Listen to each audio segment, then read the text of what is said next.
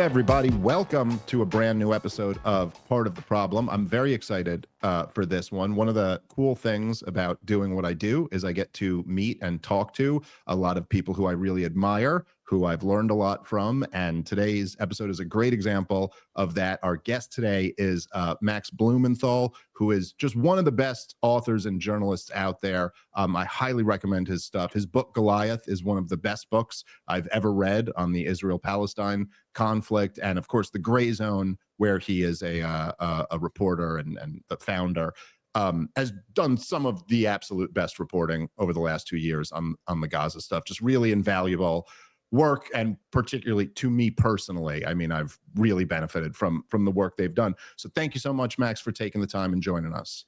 Thank you. And thanks for that warm introduction. I hope I can live up to it. And thanks for all the interventions that you've made since October 7th.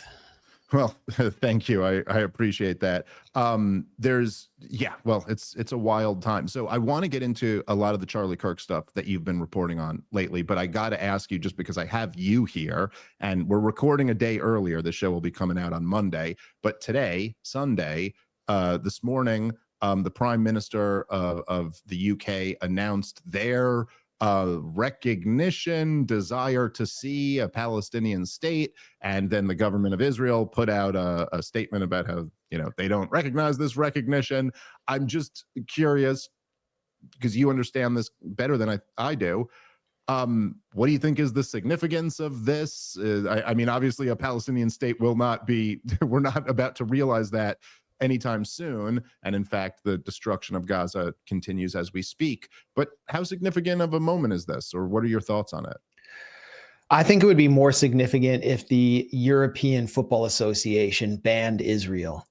And it would actually have a material value if the UK and the EU got together and pressured Germany to stop all weapons shipments to Israel. That would actually possibly upend the genocide and save lives. What they're doing here is a hollow gesture to do something. It will have some diplomatic value because it will provide the Palestinian Authority with more of a voice at the UN, but it's the same Palestinian Authority that collaborates on the ground with the Israeli military. There is no Palestinian state on the ground. The West Bank now is a prison. All the cities are completely surrounded by military and settlers, and military behind the settlers. And it's impossible for people in the West Bank to travel between Palestinian people, to travel between their own cities in what's known as Area A. So I don't know where this Palestinian state would be. There have been record new settlement authorizations in the West Bank. And of course, we see Israel right now, as we speak, is destroying Gaza City, which is the administrative, cultural, and governmental base of Gaza. So Gaza would have been part of a Palestinian state, but then again, how would people from the Gaza Strip get to the West Bank? And then where's East Jerusalem in this? Israel has cut off E1, which is a corridor of settlements. They're constructing in this corridor called E1. I've visited it multiple times. And it basically encircles East Jerusalem from the west. So it cuts it off from the Palestinian West Bank. And then you have the apartheid wall, which cuts that off. So there is no possibility under what Israel has done of a Palestinian state at this moment. So it's a hollow gesture. And then what is the enforcement mechanism? How can you tell the Israelis, you must allow people from East Jerusalem to go to the West Bank? They're all part of this state. They all have to be together. You must give them borders. The enforcement mechanism is what BDS, the Boycott, Divestment, and Sanctions movement, was created for, which is to pressure Israel. And this is something, the S is for sanctions. So the governments could just sanction the crap out of Israel until they allow Palestinians to live as citizens in their own state. But they're not going to do that because of the internal political pressure they face in the UK from the Israel lobby, which helped get Keir Starmer to where he is. Which destroyed Jeremy Corbyn, who would have actually potentially tried to enforce a Palestinian state. So what really needs to happen right now, what we need to be focused on, is saving lives. And lives can only be saved by cutting off all weapons to Israel and sanctioning Israel. Then this all ends.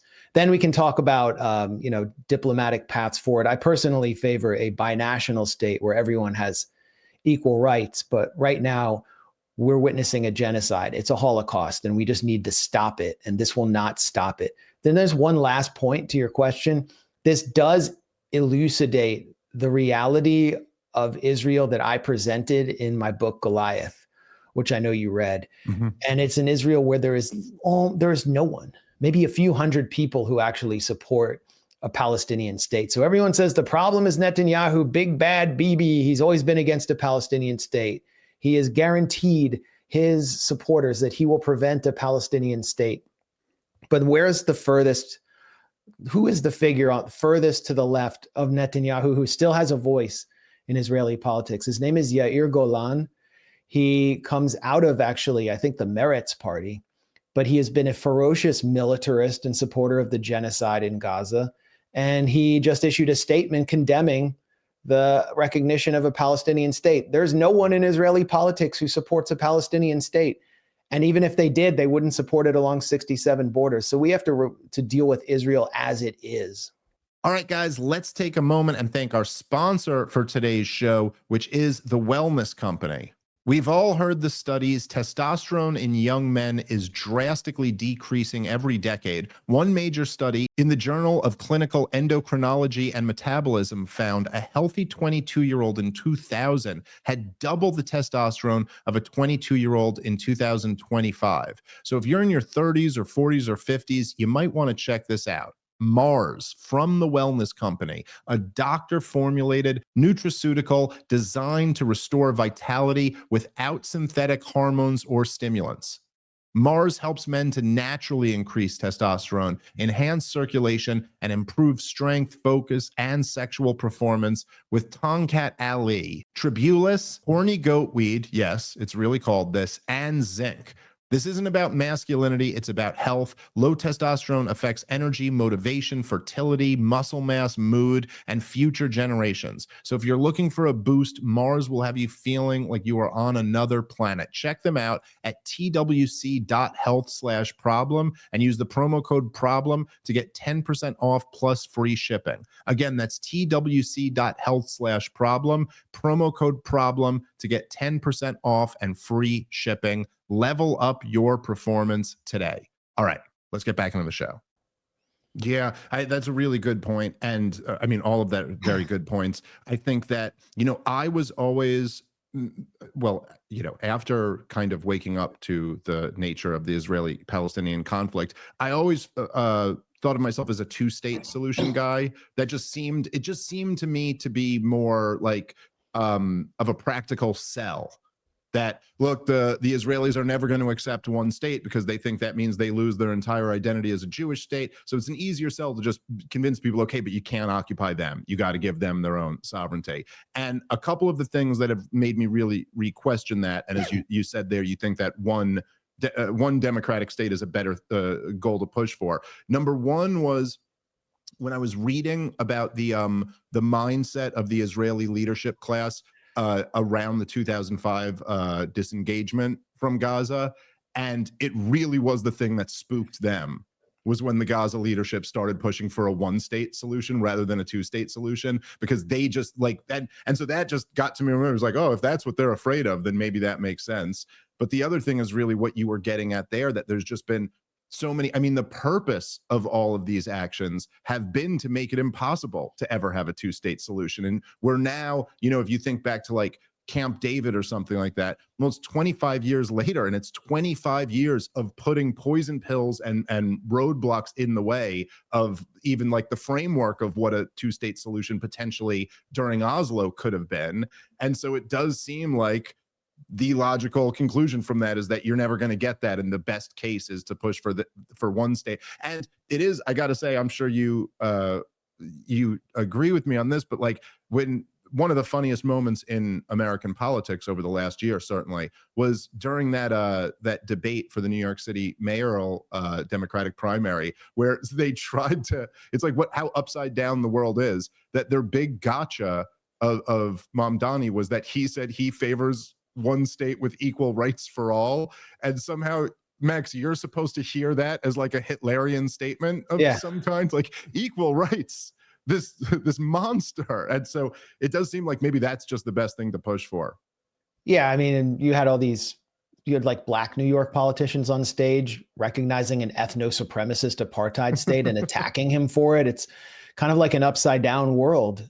And one state solution, or a binational state where everyone has equality under the law, actually does represent a dismantlement of the exclusivist Jewish state. And that's not a problem with a one state solution. It shows what the problem with the so-called Jewish state is, which is that it's an ethno-supremacist state that provides no rights to the indigenous people who actually represent a majority between the river and the sea, who have been there for hundreds and hundreds of years longer than the Jewish settler class. Zionism must be dismantled in order for peace to take root. And until that takes place, we will witness a continuous state of warfare and untold horrors like we have never seen, including waking up every day to see children who Israel defines, because they're not Jewish, as demographic threats being shredded day after day. This isn't also because Israel is, because of the Jewishness of the Israeli state. It's because of the ethno-supremacist character. We had the same problem with apartheid South Africa. We had the same problem with the United States when it was a settler state, which is that until it can ethnically cleanse the indigenous population or crush their resistance, as they tried to do in South Africa, they cannot consolidate the state as a so-called democracy.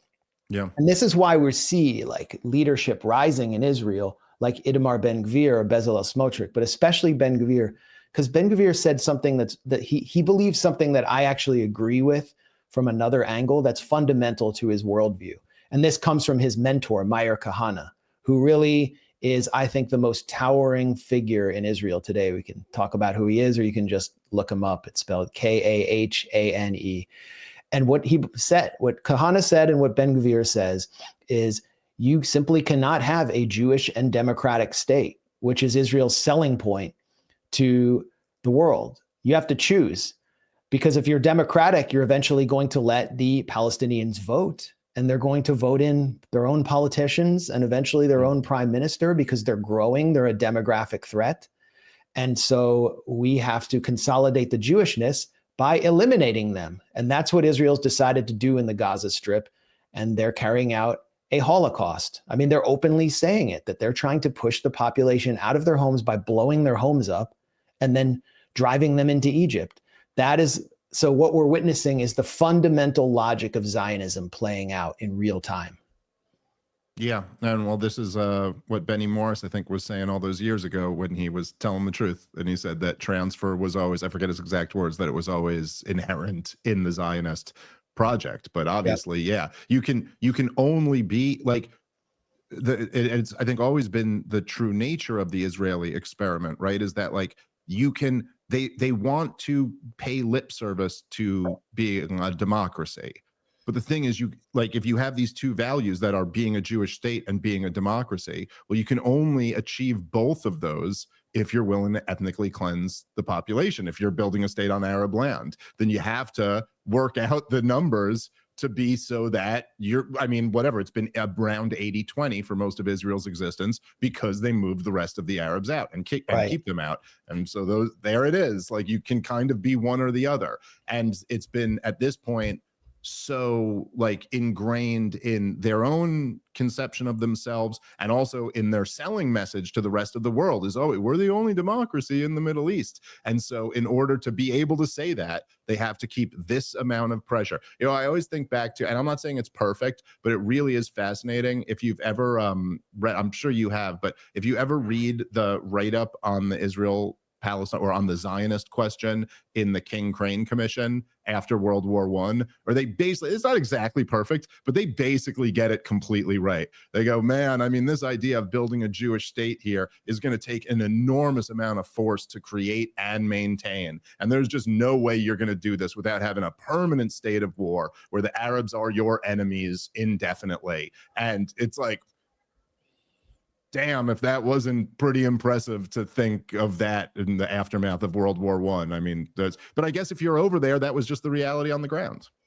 Yeah. And it was at a time of high colonialism around the world. So there were the great powers would have been supportive of this. They just wanted to be in control. And that's why the Zionist movement launched a terrorist campaign against the British Mandate authorities. But one of I think one of the other major intellectual forces who looms large in Israel today, who employed Netanyahu's father,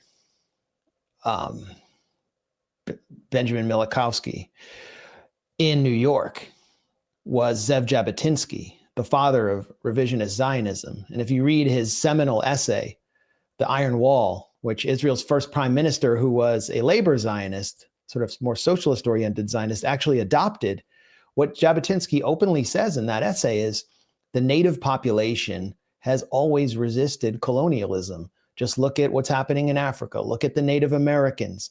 The Palestinian, he didn't call them Palestinians, but the Arabs will resist us as well. And the only way that we can build a Jewish state is with an iron wall of bullets and bayonets. And so many Israeli leaders, Moshe Dayan, for example, in a famous speech at the Gaza border in 1953, said the same thing. Moshe Dayan said, we cannot plow a field or build a home without the steel helmet or the automatic cannon. So this is just a straightforward colonial mentality, and it's playing out at a time when of post-colonialism throughout the world, when post-colonial countries like China are rising to global superpower status. So Israel's completely anachronistic, and they're wondering why everyone is disgusted by what they're doing. Everyone hates them, and it's because they belong to another much worse era. And the only thing holding them up is Washington and its continuous supply, its air bridge of baby buster bombs. Yeah. And that is why the kind of the control of the American propaganda machine has always been so important to the Zionist cause, because that's really what it comes down to. And so maybe that's a good transition into what we were going to talk about today, which of course is the assassination of Charlie Kirk, and the reporting that you've done since then on what exactly the relationship between Charlie Kirk and the Israeli government and the broader kind of Israel lobby and Zionist influencer class. And this is a very interesting topic to me. I was somewhat involved in a lot of these, in the center of what the controversy was about, although I do think it was more about Tucker Carlson and Megyn Kelly than it was about me. But so, it seemed like that did. Although, I think for a while, there were a lot of people who were actually pretty pissed off about me being there. And I think in some ways, because I'm not nearly as big a name, particularly in like right-wing or like Republican turning point type events, but I'm not nearly as big a high profile figure as Tucker Carlson or Megyn Kelly. And so me being there, I always thought was it demonstrated more of a choice on Charlie's part. Like, he didn't have to have me there. Whereas like Tucker Carlson, I mean, if you can get him at Turning Point USA, how are you not going to have the biggest right-wing voice in America there? But anyway, let me ask you like the broadest of questions that you could kind of take in whatever direction you want to. With the whole Charlie Kirk thing and the reporting that you've been doing on it, where are you right now? Like, what do you think the story is here? What do you think is important for people to understand about this? Well, I'm working on a news story, and it's pretty much along the same lines as all the other stories I've been reporting, which is that, in the days and weeks before his death, Charlie Kirk was facing not just increasing Zionist pressure as the date approached of his first appearance on his campus-wide cross-country tour, but that actually he was bleeding Zionist donations. And I got the name of a major donor who apparently pulled out. I haven't dropped the piece yet, so I don't want to sell it out, but I just got him on the phone and he hung up on me when I asked him about it. So it seems like there's a there. and that they were pretty upset at Charlie Kirk because there's no space for allowing comic Dave Smith on stage for debate. There's no space for debate on this issue. It doesn't matter what the purpose of the debate is. There's no, it's like how they say there should be no daylight between the United States and Israel. Charlie Kirk was allowing daylight. Right. Everything I reported is backed up by public statements by Charlie Kirk and now by someone who had positioned himself as his personal Israeli handler. It's a guy named Rabbi Pesach Wolicki. I don't know if you've heard of him. He's from a group called Israel 365 Action, which is apparently funded by the Phallic family of duty-free America, who sponsored the settlement, illegal settlement enterprise in the West Bank, real hardliners. He's also close to Regent University, which is funded by Pat Robertson. He's one of these rabbis that, like, his job is to groom Christians in the United States to support Israel and to support them as much as possible. I got some documents that his group had been sending to conservative influencers, offering them like free tours of Israel, biblical sites, going to Gaza, the Gaza border, etc.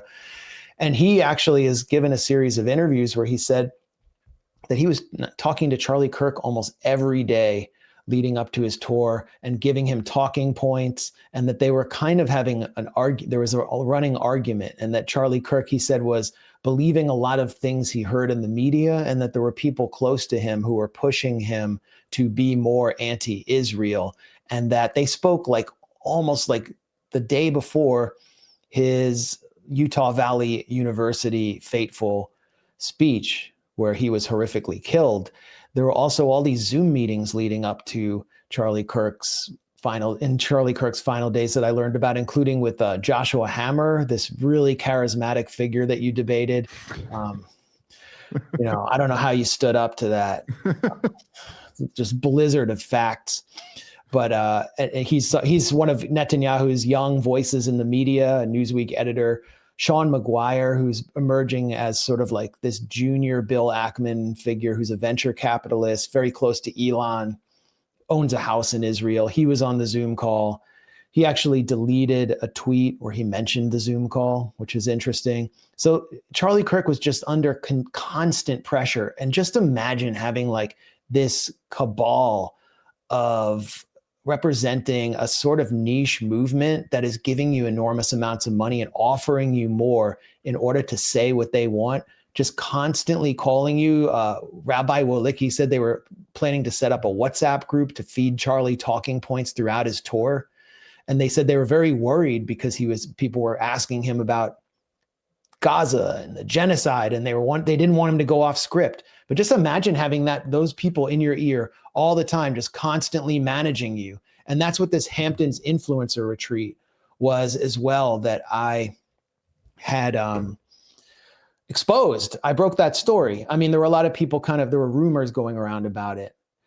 And Bill Ackman, who's one of the biggest pro-Netanyahu money men in the country, this investor who's worth $9 billion, sort of convened the meeting in coordination with Charlie Kirk and what Ackman's agenda was there. And I think there was a larger agenda with deeper forces that were sort of embedding themselves into TPUSA as entities like the Ben Shapiro's Daily Wire failed. What they wanted to do is basically buy impressions for Israel. So they were cultivating all of these young influencers to go to Israel, to say whatever Israel wanted. I mean, just go to the Instagram page right now of Xavier DeRousseau of PragerU, which is like an Israeli, I consider it basically an Israeli cutout. Like Marissa Straight, who runs that, is a veteran of Israel's cyber spying division, Unit 8200. And she's supposed to be like creating the next generation of America first. But go to this guy's Instagram page, like every subject. This is a young black man from Louisiana. Every subject is like Zionism, Israel. It's obvious what he's doing. He's like a paid actor. He's a talented paid actor. He's a paid actor for these Zionist billionaires. And so they were trying to groom more and like bring in like attractive women, anything that will keep the looming collapse of Israel's standing within the conservative movement from finally taking place. And where Charlie Kirk was not where we are. He was sort of, I mean, I look at him and I've been following him for 10 years. He's like a natural born political operative. And all he thinks about is politics and votes and getting out the vote in districts and networking, doing media. He's very good at it. I don't agree with anything he said, but he's good at that. And all of a sudden, there's this grassroots revolt among young conservatives on Israel, and he faces the Groyper Wars, and nobody's like, very few of them support it, except for the Jewish conservatives, who are like, only 7 or 8% of American Jews even vote Republican. So they're in the minority, but they have more money than, I mean, they command billions of dollars. So he has to answer to them and the conservative grassroots at the same time. And he's stuck in the middle in an impossible position, and he couldn't bridge the divide. And, you know, he's constantly on camera too. And sometimes he would just go off script and start saying the things he would hear from his friends and the things he was feeling. And he may have actually been disgusted by what he was seeing in Gaza. He certainly was opposed to the Iran war. And, you know, my reporting that he was actually going up in the White House and lobbying Trump and others against attacking Iran, which it was like totally forbidden, has been corroborated by J.D. Vance himself.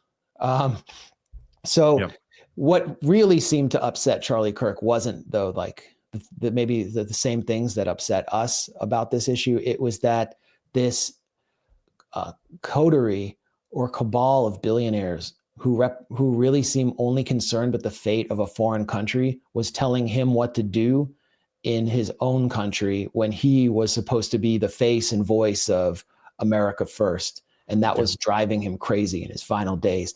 So look at the reaction right now.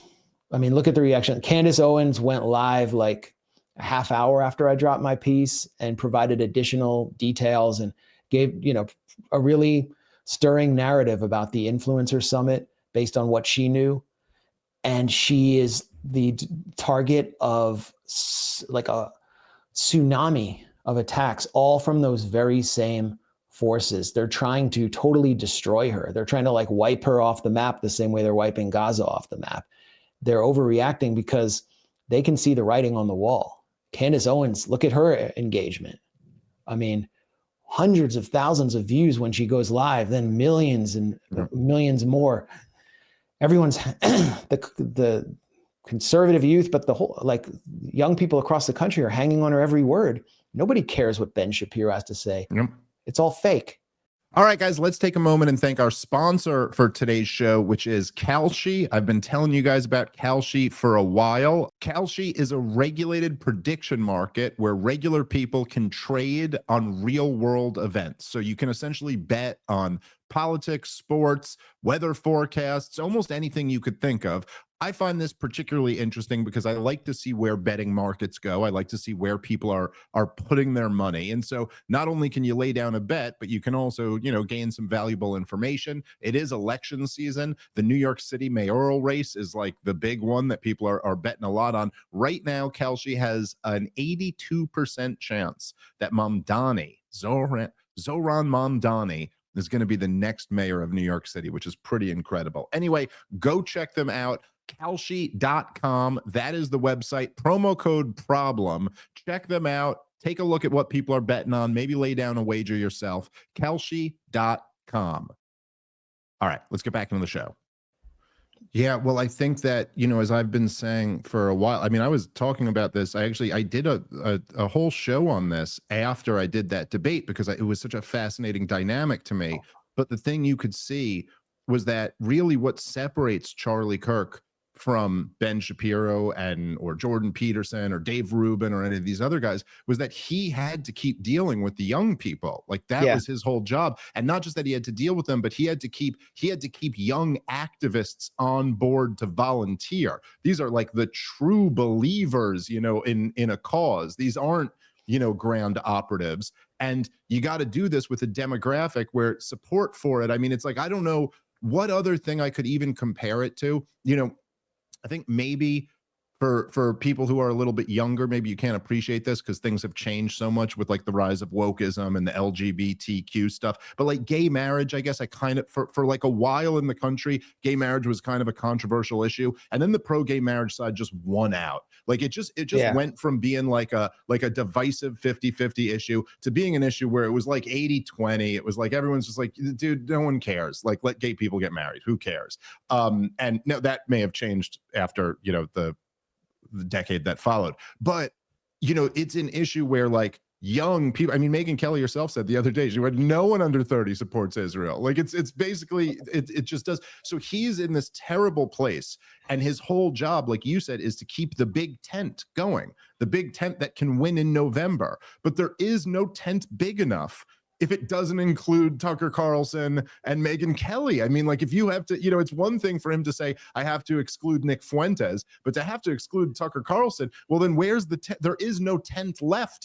And people like Ben Shapiro, he's removed. He's in his studio. He's still got, you know, his backers and his operation. He doesn't have to necessarily engage with the fact that, say, on Twitter, everybody's calling him out for what the obvious, you know, the foreign spy that he is. But Charlie Kirk had to go to these events. Yeah. So he had to find a way. And I think you could see it all over him. And I don't mean this, I'm not adding anything. You know, I told you, I gave the audience the information I had, which is just that basically he told me, we don't actually disagree that much on this topic. But I could see, everyone could see in his public appearances, the struggle in this dynamic. And then it became this thing that like, it reinforced itself. So he would go, okay, well, I got to keep this together somehow. How maybe I moderate a debate on the subject. Then I can still present myself to my young activists as I'm the guy who's willing to have this debate. Right. But to the Zionist donors, that was way too far. And so now they're furious at him. And as you know well, Max, I'm sure you experienced this quite a bit in your career.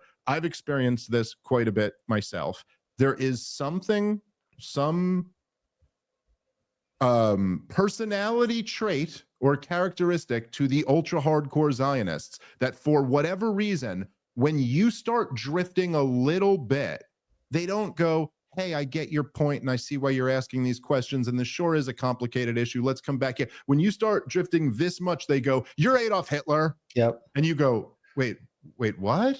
I'm Adolf Hitler? Like, no, I'm like just drifting. And then it just has this effect of pushing a lot of people further and further. It pushes some of them to say, you know what, I am Adolf Hitler, which I don't think is the best response. But it just, and you could see Charlie was dealing with that already. It's one of the things that really backs up your reporting, I think, that really, because Bill Ackman's coming out going, no, what are you talking about? Josh Hammer, all these guys. It was the friendliest of meetings. Yeah, right. It's like, okay, well, 48 hours later or something like that, he's on with Megyn Kelly. And like, it doesn't seem like that's the vibe that he's describing, you know?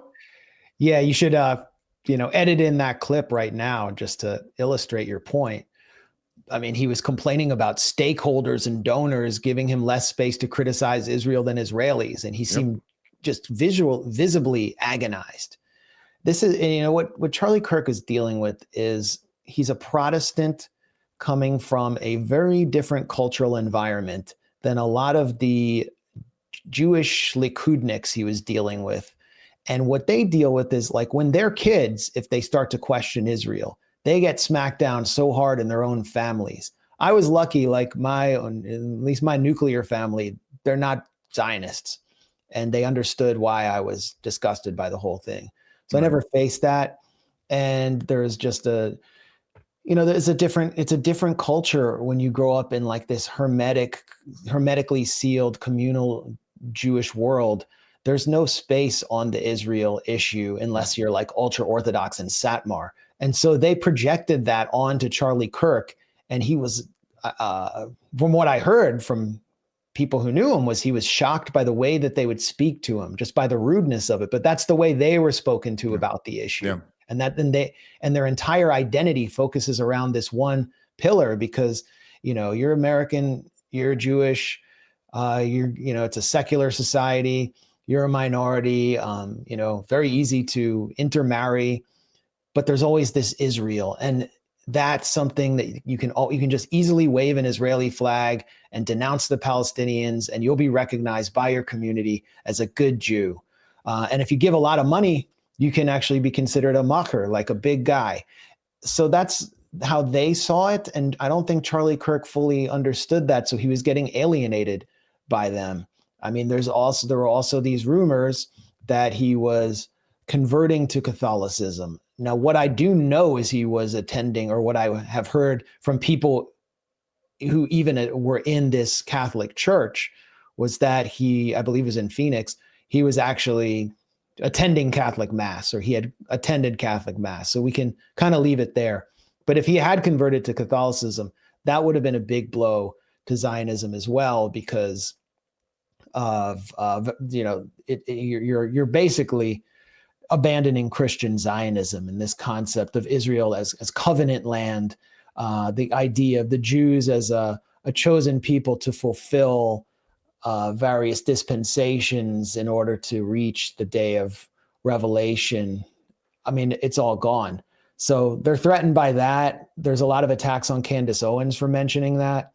But this seems to have been a reality that he was dealing with, and we'll never know where he would have landed and how it would have ended up. But had he landed in a different place, he would have lost a lot of money. And I've been hearing from a number of people I never thought I would ever meet in my life on the right, who are in right-wing media, who were kind of moved by what I wrote because it resonated with them because they were having a similar experience where they're working in right-wing or Trump-adjacent media organizations, and everything's going fine. And then all of a sudden they start questioning Israel, and their boss starts freaking out, either because the boss themselves is afraid or because the boss themselves is a Zionist. And then they realize there's someone in the office who just seems to only represent Israel, and they don't know why they're there.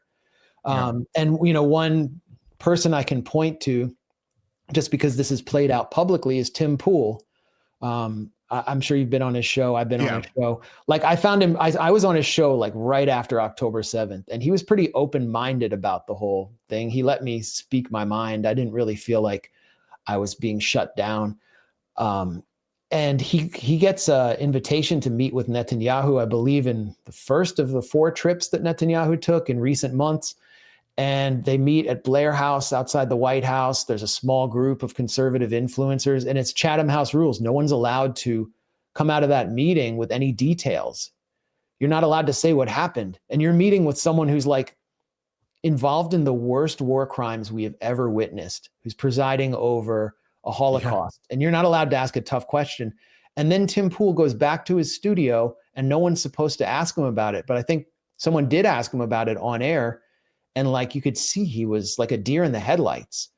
And that, so basically when you get involved in conservative media, you don't know it, but you can't really, almost no one can question this because of where the money is coming from.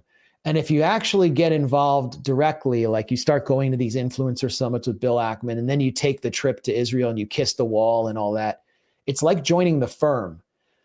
The firm, the early 90s book by John Grisham, where it's like you get in a law firm, and if you leave, you learn certain secrets, and if you leave, it doesn't work out too well for you.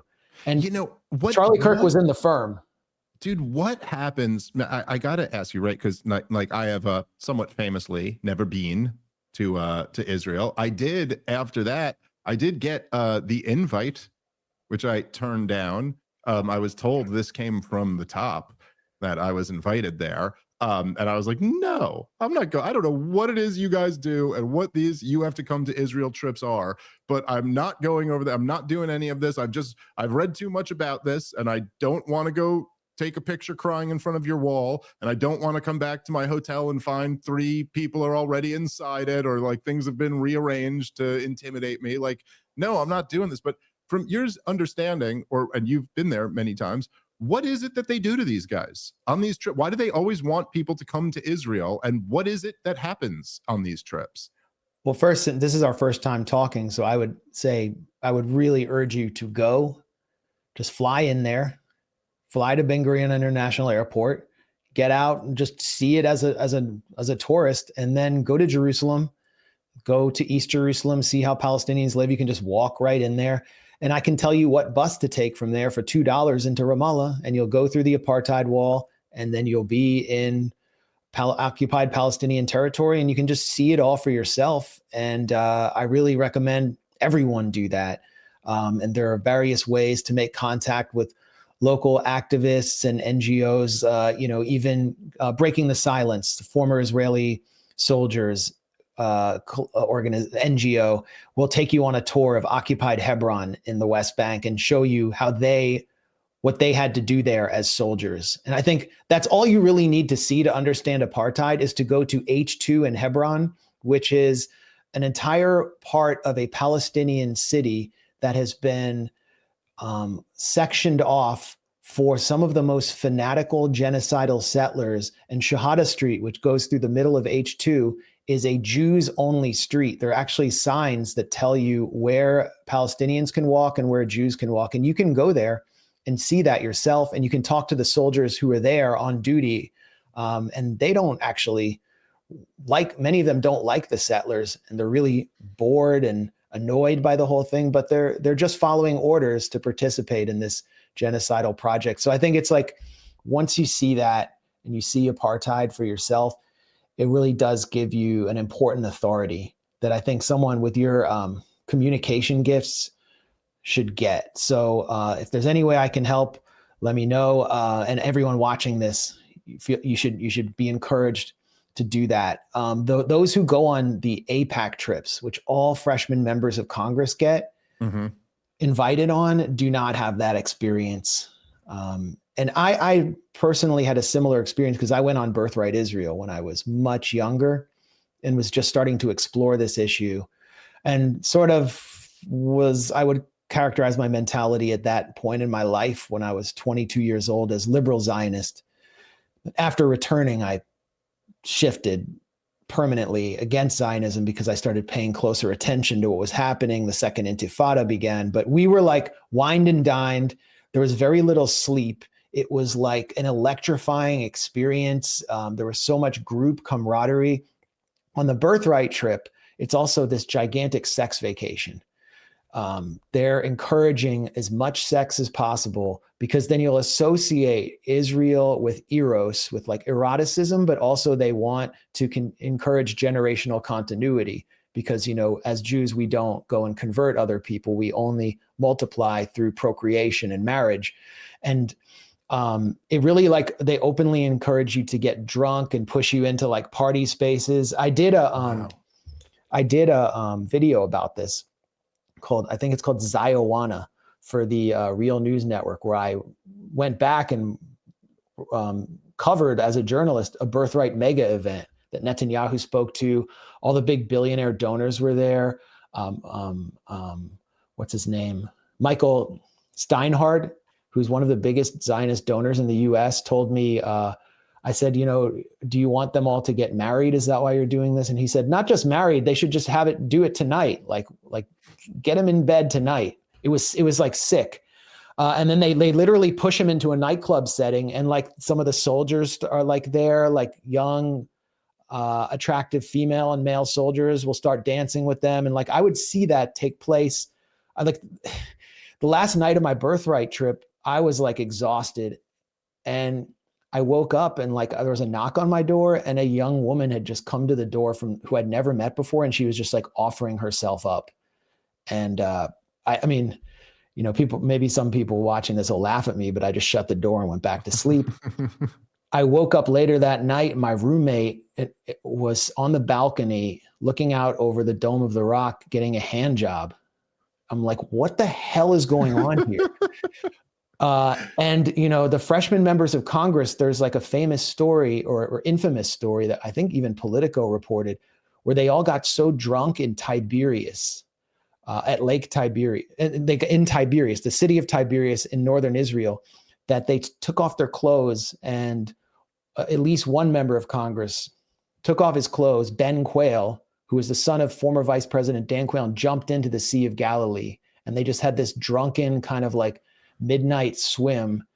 That's what they're doing to them as well. And then, a lot of them are like used car salesmen from suburban Texas who could have never gone to Israel, who have these Christian Zionist biblical beliefs, and they believe, and they're taken on a free trip to see the land of the Bible. Palestinians don't even exist in their mind. Yeah. They see Muslims as terrorists. So Jim Jordan is one of them. And my friend Liam Cosgrove from Zero Hedge. I know Liam. Yeah. He was interviewing Jim Jordan. I just was like standing next to him while he was interviewing him at this this kind of like weird conservative press gaggle where like young members of different Republican members of Congress could engage with different conservative media outlets. And I was kind of tagging along, waiting for Randy Fine to walk in. Anyway, he asked Jim Jordan about his support for Israel. And Jim Jordan says, Israel is above all other issues. It's not a political issue. It's a spiritual issue. And there's no criticism allowed. I've been there 6 times and I'm looking forward to going again. And there is no questioning the alliance with Israel. And so that's how I think the Republican members of Congress see it. Then for the Democrats, it's like, it's becoming uncomfortable for them. A lot of them aren't going on these trips, but you have like Democrats like Wesley Bell, who are basically just paid tools of AIPAC. And if they refuse to go, they're out of Congress. Like Wesley Bell was brought into Congress specifically to destroy Cori Bush because she was taking up the mantle of the Palestinian cause. And AIPAC spent like $12 million to get this backbencher St. Louis alderman into Congress with Super Bowl style ads. And none of the ads, by the way, had anything to do with Israel. They set up these stealth packs like Americans for Democracy and Fairness. And Cori Bush voted against Joe Biden's supplemental bill on the, it's all like, and it's all that. So they just have to go.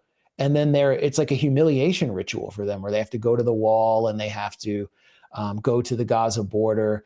And I mean, did you see the picture that the Democrats or various senators took with Netanyahu? Yep. And Cory Booker, you can just see his forehead behind someone because Netanyahu owns him. Cory Booker's whole career is sponsored by Zionist billionaires. And he had to be in that picture, but you could tell he didn't want to show his face. So that's the Democrats. But yeah, on these trips, the other thing that happens on these trips for lawmakers is they're all under surveillance. Like their hotel rooms are surveilled. Everything is being watched, and Israel's gathering tons of intelligence on the U.S. government through them. All right, guys, let's take a moment and thank our sponsor for today's show, which is Masa Chips.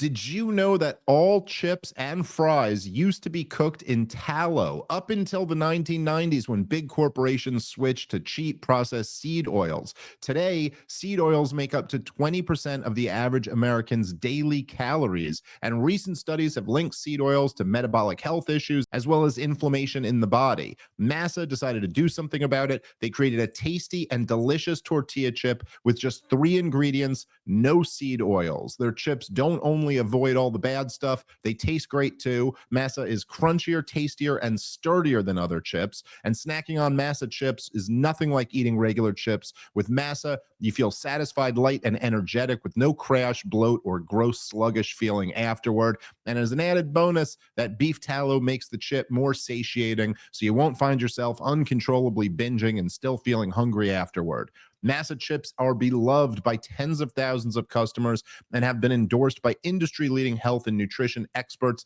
like Ben Greenfield and Gary Brecka. Now, if you want to try these chips, go to masachips.com/Dave and use the promo code Dave, and you'll get 25% off your first order. That's masachips.com/Dave, promo code Dave for 25% off your first order.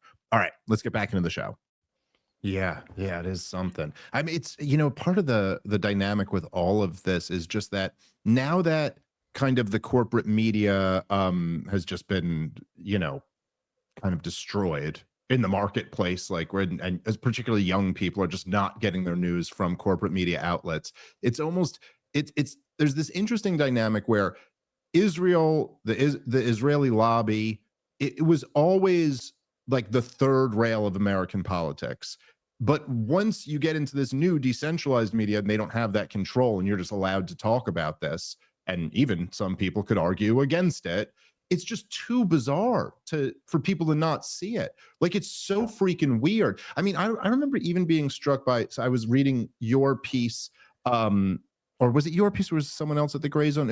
I think it was yours, but where you were, it was a piece about Charlie Kirk and the meeting in the Hamptons, and you ran a picture of the guy who you just mentioned. I'm sorry, Xavier DeRousseau. Yes, him, and it was, and one of the girls who it's Emily Wilson. Is it Emily? Yeah, I think I debated her on Piers Morgan once, which was, like, I literally, if I'm remembering this correctly, I think her big thing to me, we were like debating on Piers Morgan, and I might be confusing her with someone else, but I think it was her, and she was like, well, Egypt occupied Gaza and Jordan occupied the West Bank, and I don't hear you criticizing them. Why is that?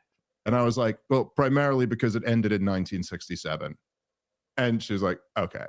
Like, it's just like the most just ridiculous guy. But anyway, so there's a picture of the two of them, and it's them that they post online in Bridgehampton at the time of this meeting, which, for people who don't know, I think is about a half hour away from East Hampton. It's like another one of those fancy schmancy towns. And they're like at this posh hotel, and they're kind of taking these glamour shots. And even just that, I'm like, what is this? Like, what is this? I thought, are you in the business of, like, we talk about politics? Like, do you have deep convictions about issues of policy that you believe in because you have, like, a worldview and principles, or are you like an Instagram 20-year-old chick taking, like, bikini pictures? Like, what? Like, I'm just saying, like, like, when I go to, like, I got a lot of friends, in broadly speaking, our camp in this world. If I go to Austin, Texas, like, I might meet up with Scott Horton and grab a steak, but, like, we're going to grab dinner and talk. We're not like, let's go take pictures of us posing outside. Like, it's just seems like such a bizarre thing. There's, like, this bizarre cultural dynamic amongst the crazy pro-Zionists influencers. It's like they're just, like, in a different world playing a different game than those of us who are just talking about issues that matter. Well, it's creepy. I mean, they're actors. They sort of were like, a lot of them were basically on Bill Ackman's casting couch, and they have no principles. They're vapid. And, some of them, I feel sorry for them because they're coming from a lot less privilege. And therefore, this is like a big opportunity for them to move up in class by getting basically Jewish billionaire money to shill for Israel. That's where the Black influencers come in. And there is a major component of this: wealthy, right-wing, racist Jews buying Black people to do their bidding. Bill Ackman was part of a WhatsApp group of 50.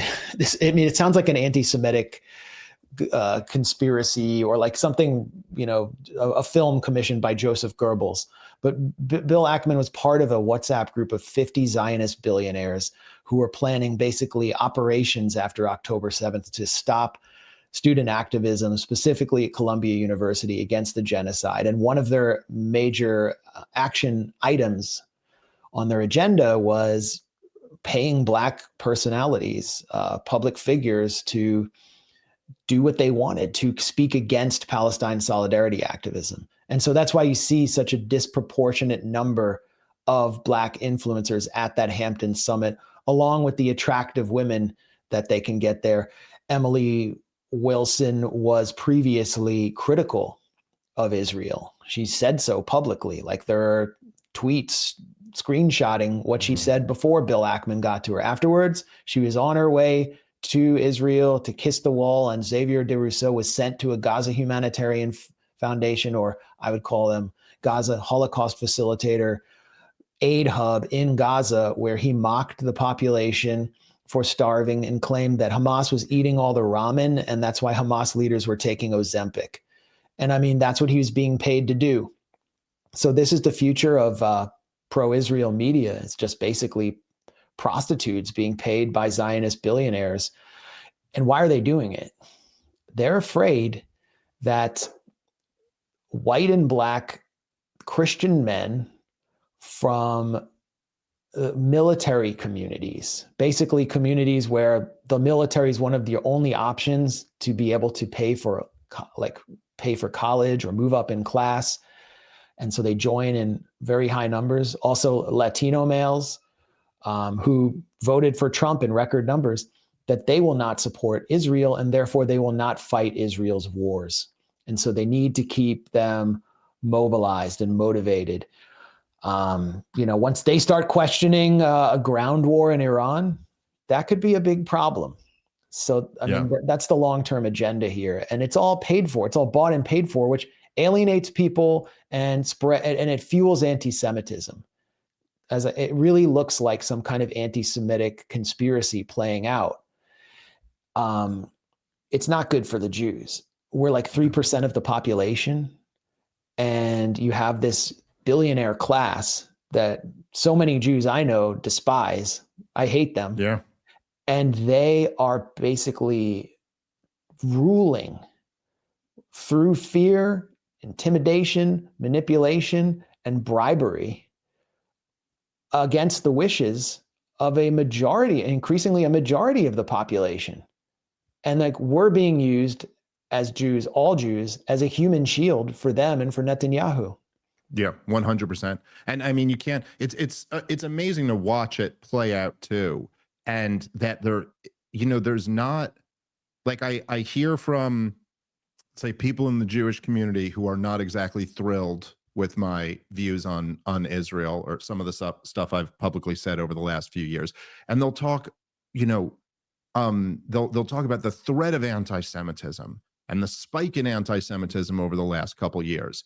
And I'll just say, I'll be like, okay, so just even from your worldview, do you think that's a coincidence that it's spiked in the last 2 years? Like, might this have something to do with what Israel is doing to these poor, helpless, captive people? Like, I mean, how can you defend? These are people who don't have an army to defend them, don't have a state of their own, that they've been denied by the Israeli government, and now you're just slaughtering them. I mean, how can you and it's almost just out of self-preservation, you would think, that like so many of these Jews would wake up and go, oh yeah, this is going to, like, it's some sick self-fulfilling prophecy where, yeah, you are actually going to create a situation where it's unsafe for Jewish people, and you've already created a situation that's very unsafe for the Palestinians. Like, what are we doing here?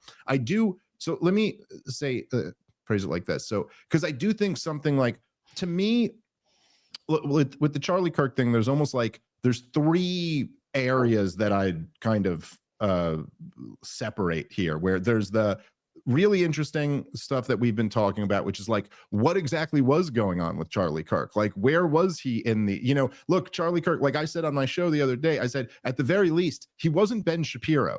People are acting like he was just Ben Shapiro and that's it. And it's like, well, Ben Shapiro ain't hosting me and moderating a debate between me and someone else. He's not hosting Tucker and Megyn Kelly. So like, clearly there was this battle. So that's a very interesting component, particularly because, the Netanyahu and they're all trying to use his death already. And so if they want to play that card, it's like, well, let's actually have a very interesting discussion about what it was like to be someone who was trying to corral young people and toe the Zionist line over this the last few months. Then there's also which, I'm sure both of us will talk about going forward. It's like how this is going to be weaponized and used.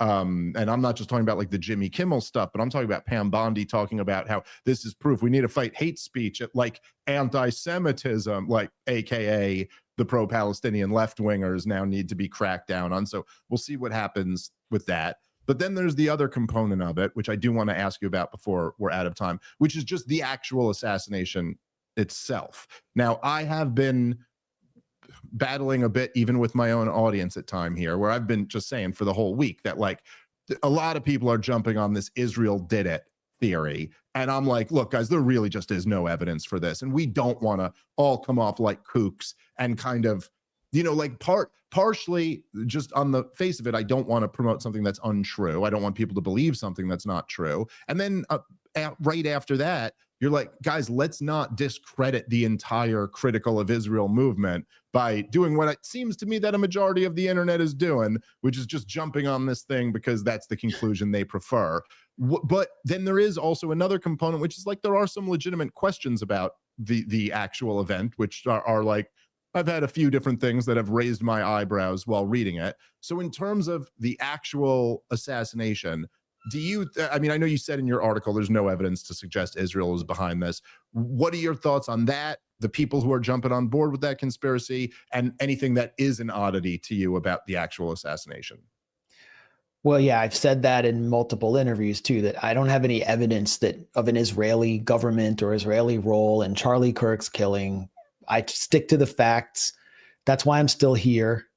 The reason that this resonates, the idea that Israel played a role resonates, is Netanyahu himself and Israel in general maintain power through lying, manipulation, intimidation, and assassination, especially assassination. And Netanyahu rose to power after the killing of Yitzhak Rabin, his main political rival, and Leah Rabin, Rabin's wife, said Netanyahu incited his murder.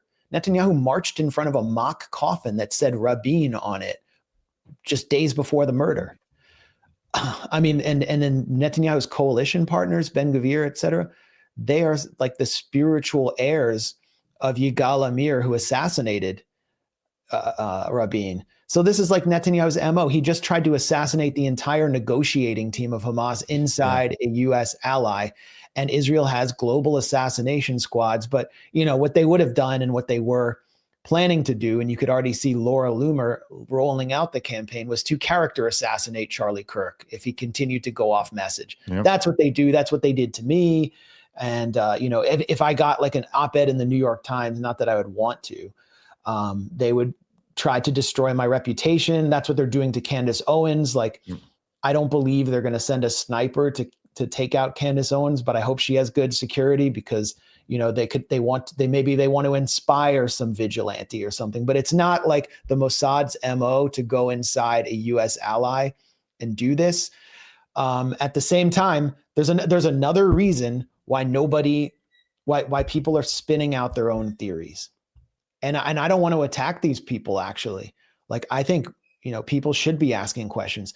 We are not witnessing a credible investigation into Charlie Kirk's killing. Starting with the text messages, the exchange between this shooter, Tyler Robinson, and his supposed furry trans lover roommate, they read like something written by a 65-year-old federal law enforcement officer. That is true. And the words being used are something I've never heard 22-year-old people using, even as a Gen Xer. When I was 22, nobody said, "I'm going to retrieve the weapon from the vehicle and leave it at the drop point." Andrew Colvett yesterday declaring that there's no exit wound because Charlie Kirk had a spine of steel. That doesn't inspire confidence. He's told that by the ER doctor. And shouldn't the ER doctor be telling the media, or the FBI should be telling the media, that that's why there's no exit wound? Why are we learning that from basically the spokesman for Charlie Kirk? It also was like it did have a very like Ghost of Kiev type feel to the story. Like, I'm sure that makes some people feel nice, but could we get back to what's plausibly real and not just like these made up stories? But yes, I agree. Now we're hearing it was a World War I era, I guess Mauser rifle, and therefore it didn't have a serial number. Unusual. The removal of the camera from behind Charlie Kirk. Again, this is like what people are talking about. This is what the internet's talking about. I'm not just like trying to present to you the theory of the crime. But a staffer for TPUSA removed a camera that was filming behind Charlie Kirk, which would provide a lot of, I think, visual context on where the shot came from, and remove the SD cards. And Andrew Colvett goes out and says he did the right thing in the middle of a crime scene to remove the SD cards. And the FBI has the footage, but he's someone who loved Charlie Kirk. I don't know what the FBI is saying about this. There are so many other odd issues here. The photo of Tyler Robinson at the Dairy Queen 15 minutes after the shooting, the comments by federal law enforcement that Tyler Robinson took 1 minute on the roof to carry out this operation, which I think would be difficult to do even for a professional sniper. And the jerking of Charlie Kirk's head, I guess he's according to the official version is he's hit from the front on the left side of his neck, but his head jerks that way. And so many people are formulating the theory that he was actually shot from behind to his right. And so we're at a point where anyone who's paying attention, who's paying close attention, who isn't like invested in the TPUSA MAGA franchise is not going to believe the official story at this point. And there have just been so many failures on the part of Kash Patel and the FBI as well. So the theories are going to continue to abound, and some of them will focus on Israel. And it really doesn't help to have Netanyahu go out twice, first on Newsmax, which is a vehicle for Israeli influence, taking money from the Israeli foreign ministry, and then on his own personal prime minister channel to deny killing Charlie Kirk. Like, when have you ever seen a foreign leader just on his own voluntarily deny killing a major US public figure? It's just a little weird. All right, guys, let's take a moment and thank our sponsor for today's show, which is Prolon, a plant-based nutrition program featuring soups, snacks, and beverages designed to nourish the body while keeping it in a fasting state, triggering cellular rejuvenation and renewal. This is really an incredible system they have here. So like everybody, you guys have heard all about these fasting diets. And it's all the rage these days because there's lots of positive, benefits for your body, with fasting. But now you can get those positive benefits without actually having to give up food.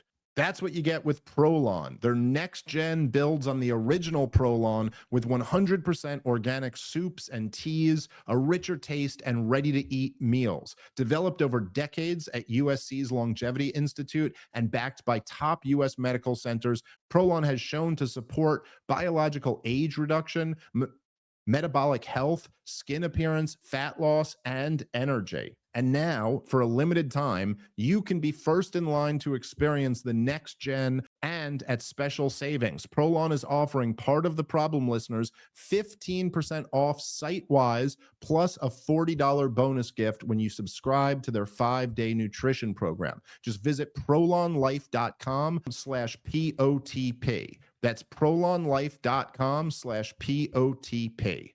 All right, let's get back into the show. Yeah. No, I mean, look, that there is no question that's right, and there even for someone like me who's been saying, like, hey, we really shouldn't jump to conclusions, and there's no evidence Israel was actually involved in the assassination. I wouldn't be honest if I didn't admit that I do in some way think that they deserve this presumption of guilt that they're getting. And I do think you're absolutely right, particularly coming off of the heels of, which, by the way, ironically was the topic that got all these Zionist donors so mad at Charlie Kirk at the event, was that Megyn and Tucker were talking about the Trump administration burying the Epstein stuff. And off the heels of that cover up, it's like this administration, this FBI, this Justice Department just have no credibility amongst, their voters, that if Israel was involved in this, nobody has confidence that they would actually get to the bottom of it and tell the truth. Look, to be clear, I don't think any of us should jump to any conclusions. And like you said, sticking to the facts, that's the best course of action here. Can I make one other point? Sure. Absolutely. Let me just quickly say that I certainly am not telling anybody to stop asking questions or to stop investigating or to stop being suspicious. So that's always healthy. But yes, final point to you, and then I'll let you go. Yeah. I mean, feel free to do your own research. Well, I would accept that Tyler Robinson could have done this alone, and that he could have been motivated by Charlie Kirk's anti-trans commentary, that this was some kind of trans shooting. Like there could have been a component of mental illness there as well. I can accept that. But does that mean that Tyler Robinson is a leftist? If he was on some of these weird nihilistic Discord channels, which are themselves penetrated or at least surveilled by federal law enforcement, was he a leftist, or was he a Democrat or a progressive? If they could show that he was at No Kings rallies holding up signs like calling Trump a pedophile or something, then I'd be like, all right, well, there it is. And like, the No Kings rallies went too far, run with it. But the narrative is already set The narrative is to, and this is what the Trump administration has been trying to do all along, is keep the United States in a perpetual state of emergency in order to expand the power of the executive and the surveillance state and Palantir to surveil us, control us, and consolidate the power of his very narrow sectarian movement. And this is the perfect opportunity for them to do it. And we have to be very aware of what's going on and question not just the official story, but who Tyler Robinson really was. Because when Charlie Kirk was shot at Utah Valley University, he was being protested by a group of progressive students. One was holding up a sign that said Free Palestine. Another one had like a pro-LGBTQ sign. Another had a sign, maybe denouncing Charlie Kirk's comments on race or something. And they were interviewed by a pro-Trump videographer. I just watched this. I'll tweet the video out later. And he was challenging them. And they said, and they said that we don't hate anyone here. We still love them. We just disagree with them and think they're being misled. Then he starts challenging them on Palestine and Hamas. They condemned political violence immediately. They said, we just don't think like, we just are like, we want to debate this. That's really like the progressive left, as I understand it. They're not really going to get on a roof with a sniper rifle and settle things that way. They're waiting for the next midterm election. Yeah. And that's who is being implicated as the killers here. We're talking about like 50% of the country. That's who Trump is implicated. And they want this civil war. They want to pit us against each other because what does Palantir's CEO, Alex Karp, describe as his business model? It's preventing social unrest from affecting or disrupting the lives of the 1% who sponsors him. That's what he openly says. So let's be level-headed here. Let's not get carried away, and let's be strategic. The most threatening thing right now is unity against those forces of surveillance, of apartheid, of genocide, of authoritarian control of the United States, and the profiting from surveillance that Palantir represents. So I think that's another reason why it's important to question not just the official story, but the direction that this assassination is being taken. And it's also why it's so why someone like Candace Owens is so threatening to the right, is because she's making it more difficult for them to just simply pin this on the left conveniently and then take away our civil liberties. Yeah, yeah, that's right. That's exactly right. And that's always, their go-to. I mean, the Democrats would have do it too if someone had shot Biden. They would have shut down Elon's Twitter X, Yeah. But the truth is that, every day Sean Hannity says the far left Nancy Pelosi or whatever. And then that's supposed to mean 50% of the country is the left and the other 50% is the right, as if they're all the same thing, as if Hillary Clinton and your liberal mom and some 20-year-old gender studies major are all the same thing or something, when really the dynamic is always that Chuck Schumer and Mitch McConnell are the same thing, and that actually they're your enemy and your fellow countrymen are not. And they always want to make it so that you think your fellow countrymen are your enemy, so that you don't focus on the fact that it's actually them. And it's like you said, the constant state of war, perpetual emergency, and perpetual support for Israel, which all seem to somewhat be interrelated.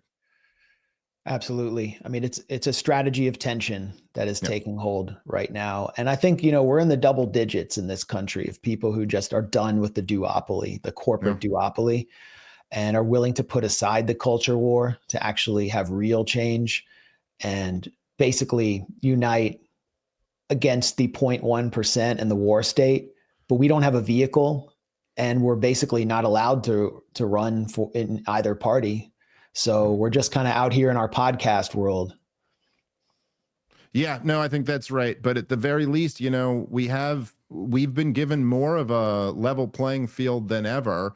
And part of the dynamic that we were talking about there with Charlie Kirk and the young people is that us, and I say this very broadly, but we've just been kicking their ass in the general debate. And I mean, that's just the bottom line. Like, we just keep winning and they keep losing, and support keeps because they're defending the indefensible. And once you, it's just like there's a reason why they rely on censorship and propaganda, because their ideas can't really stand up. But listen, we won in the marketplace of ideas. We won, so they're going to call it all hate speech, right? Yeah, and and then leaving the only avenue, political violence. So I mean, we just want to debate.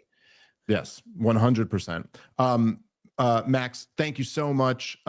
Please, if you guys weren't already familiar with his work, make sure to go check out Max Blumenthal. Anything specific that you want to promote? You said you're going to have a new piece on this out soon. Well, if you follow Dave Smith, then you probably have some overlap with me, and you'll hear about it soon. So the Gray Zone, subscribe to us on YouTube or Substack, and you'll find out about it. All right, Max Blumenthal, thank you very much for coming on. Thank you for everything you do, and I hope we get to do this again sometime soon. Thanks a lot, for sure. Great meeting you. You too. All right, thanks for listening, everybody. Catch you next time. Peace.